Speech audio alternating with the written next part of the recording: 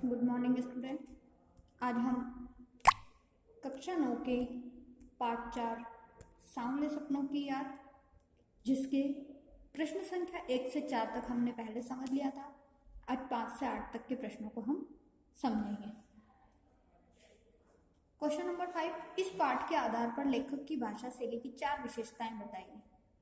तो लेखक ने इस पाठ में जो भाषा का प्रयोग किया है उसकी विशेषता बतानी है।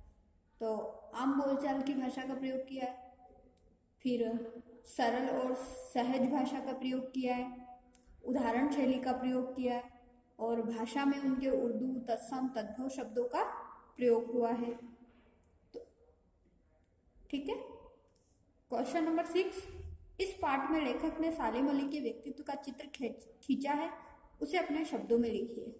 तो हमने इस पाठ में पढ़ा था, लेखक ने जो वैज्ञानिक पक्षी थे सालिम अली, उनके व्यक्तित्व के बारे में क्या बताया कि वो उनका जो शरीर था वो दुबला पतला था और कमजोर थे, परंतु वो जिज्ञासु प्रवृत्ति के थे और उनकी जो दृष्टि थी वो क्या थी, सूक्ष्म निरीक्षण शक्ति प्रबल थी।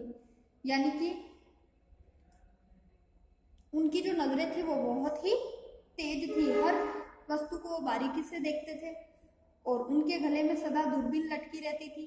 वे अत्यधिक संवेदनशील थे और उनका जो संपूर्ण जीवन था वो पक्षियों की जानकारी और खोजबीन करने में ही निकल गया।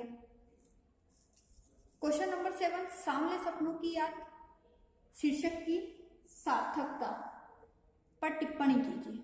सांवले सपनों की याद अर्थात धुंधली स्मृति या यह मनमोहक इच्छाओं का प्रतीक।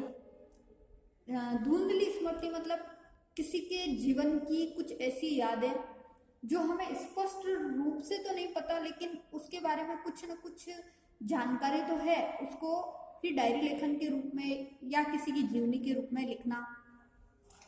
तो सपने हमेशा रहस्य और जिज्ञासा से क्या होते हैं, भरे हुए होते हैं और उनकी जो यादें होती है, जैसे लेखक ने इसमें बताया, सालिम अली की याद को ताज़ा बनाए रखने के लिए उनका एक प्रमुख उद्देश्य था। फिर लेखक ये भी बताता है कि सपने सालिम अली ने देखे थे, वे सपने उनके थे, मौलिक थे। वैसा सपना देखना आज किसी के बस की बात तो नहीं। क्यों? क्योंकि वो पक्षी प्रेमी थे और लेखक को पक्षी प्रेमी सालिम अली की सपनों की याद आती है। इस प्रकार से यह शीर्षक जो है पाठ का, सांवले सपनों की याद, ये पूर्ण रूप से सार्थक है। क्वेश्चन नंबर 8, रचना और अभिव्यक्ति वाला।